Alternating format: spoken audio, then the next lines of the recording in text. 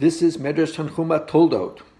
Now, we live in a world where sometimes people complain, I can't see God's actions in the world. God seems to dust his tracks and not be found. Well, this is certainly not true of Midrash Tanchuma for Toldot. In fact, it's probably a paradigm for a discussion of Bechira Chavshit, free will, because everything is sort of out in the open. The Midrash, for example, starts out saying, why was Yitzchak blind? Because Hashem wanted Yaakov to get the brachos, so Hashem sort of stacked the deck against Yitzchak. Another reason, why was he blind? Because God didn't want Yitzchak to see what the wives of Esav were doing right in his own home. Here, Yitzchak was following the footsteps of his father, Avraham, and promoting monotheism and fighting against idolatry. The wives of Esav, his so-called favorite son, were lighting incense to idolatry right in his home. Now, if Yitzchak had seen that, what would that have done to the relationship? Who knows? But that's not the way Hashem wanted it. And Hashem seems to have wanted this enmity that came from Yaakov stealing the brachot, and it, of course, will last until Yemot Mashiach. So what is in our control? So the Midrash says straight away, what we do with our life, what kind of an exalted life we want to do. If we want to have a life of, it says, Masim Tovim or Masim Ra'im, good deeds or bad deeds. Where we go, what we do, and what we say, that's all in our power. No sooner did the Midrash say that, then the Midrash backs off and says, well, not always. In the case of Moshe Rabbeinu, he didn't want to go to Mitzrayim. He didn't feel worthy of that. He didn't want to talk to Paro, and he went against his will.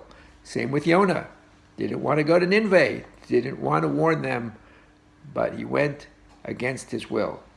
So what is not in our control? The Midrash says, well, things that you see, things you hear, even things that you smell. What does the Midrash mean by that? Perhaps the Midrash means what was made famous, attributed to Baal Shem Tov, who says that Hashem is constantly sending us messages, subtle messages, or maybe not so subtle messages. We could use them to change and grow, or we can ignore them. That is our free will.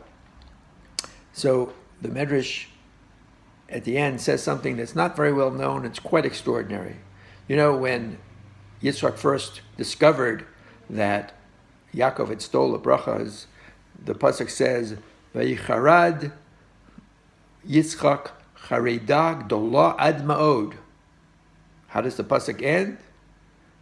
Gam baruch tiyeh, gam baruch yeh. Seems a little awkward, right? This great trembling, and Yaakov maintains the bracha. Well, the Midrash says, if it seems awkward, it's because that's not what Yitzchak intended. He actually intended to curse Yaakov. He was so angry. But Hashem put a different thought in his mind, took away his free will, and he said, Gam baruch tiyeh. Same thing happened again. Same word, Vayicharad, with the story of Boaz and Ruth. Imagine Boaz was lying in his granary, sleeping, and all of a sudden he was startled, and he saw a young lady lying there. And here he was. Boaz was the head of the community. What a disgrace. So again, he wanted to curse her. And again, Hashem intervened and said, no. And then he too ended up blessing her. So what do you see from that? You see that in crucial times in Jewish destiny, Hashem takes away the free will even of great people. And, because who is going to come from Yaakov? Obviously the entire Jewish people. And who's going to come from Boaz and Ruth? Obviously David HaMelech and the Melech HaMashiach. So what about the rest of us? Maybe we are not so involved in destiny. So of course the answer is from the famous Gemara in Brachot, Mem Gimel Amud Bet, Hakol B'dei Shamayim, Chutz Mirat Shamayim.